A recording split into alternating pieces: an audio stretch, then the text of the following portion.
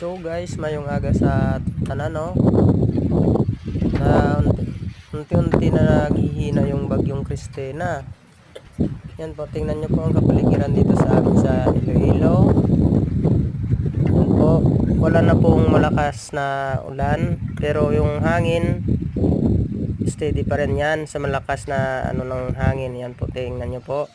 Makikita nyo po sa mga ng niyog. Yan po, sa mga dahon ng niyog. Kaya po, unti-unti na po naghihina yung Christina dito sa Iloilo. Pero ramdam na ramdam pa rin natin yung malakas na hangin. Yan, dito po sa Iloilo yan. Kaya po, mag-iingat po tayo sa mamaniho ng mga sasakyan natin dahil malakas pa po yung hangin kahit wala ng ulan.